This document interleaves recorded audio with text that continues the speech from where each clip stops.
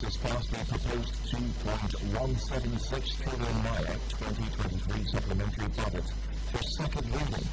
This is a sequel to the transmission of a letter from President Bola Ahmed Tinubu seeking the consideration and approval of the bill, which was read at plenary by the House Speaker Tajudeen Abbas. The next order of the day is the commencement of debate on the general principles of a bill for an act to authorize the issuance from the Consolidated Revenue Fund of the Federation the total sum of 2,761,791,286,033 naira,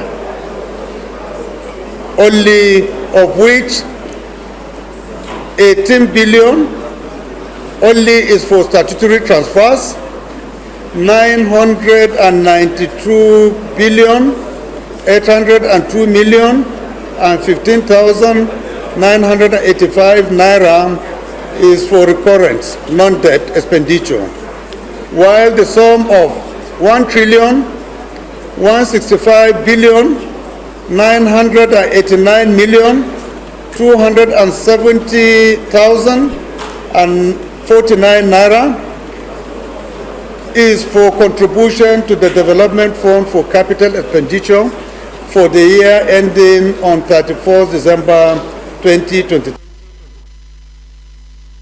Lawmakers describe the Supplementary Appropriation Bill as a timely one, which implies that the federal government listens to the yearnings of Nigerians. They said this will address the fiscal challenges facing the country, including payment of salaries. Federal character principle decided to go on outing with this, what I call gap breaching supplementary budget on road infrastructure. The president, the executive, they are talking and walking their talk. Recently, they increased the wages for the civil servants.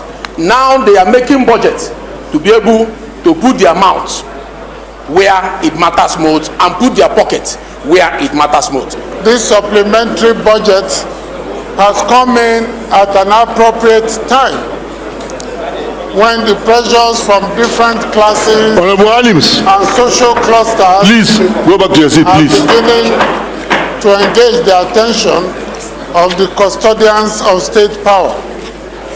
Governance at the end of the day is about people. Governance is about change.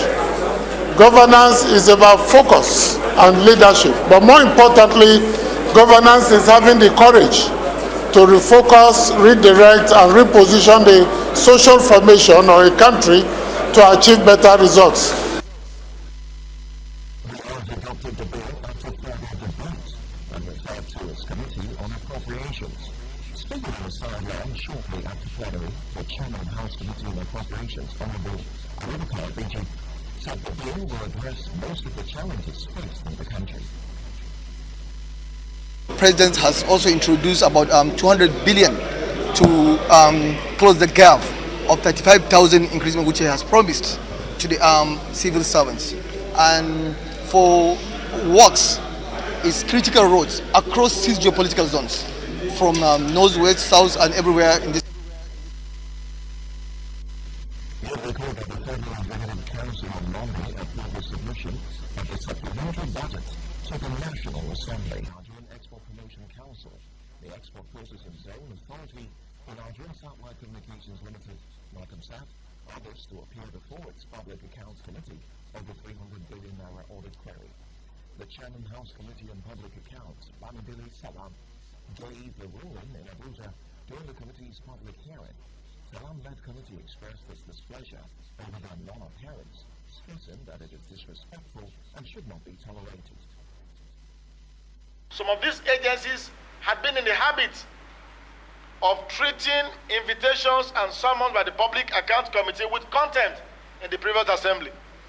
And if they do not know, it is a different ball game this time around. And we are going to use all the powers donated to us by the Nigerian people through the Constitution to ensure that every kobo, every naira of the Nigerian people given to anyone to spend is spent in a lawful, prudent, transparent and accountable manner. Anything short of that will not be acceptable.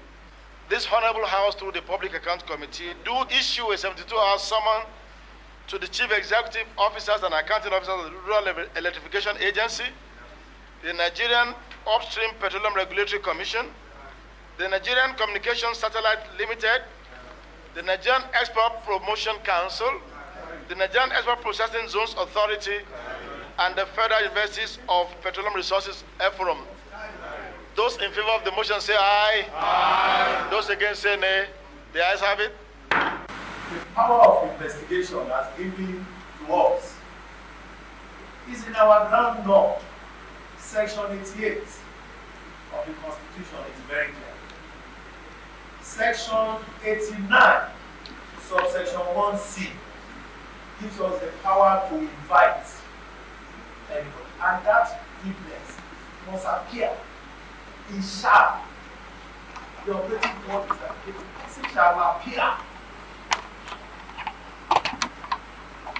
What these agencies and their heads have done is a disrespect not to the House alone, but to our Constitution. ADBN correspondent Austin Rafa reports that about 16 ministries, departments, and agencies are expected to appear before the committee to answer queries for a period of 10 days.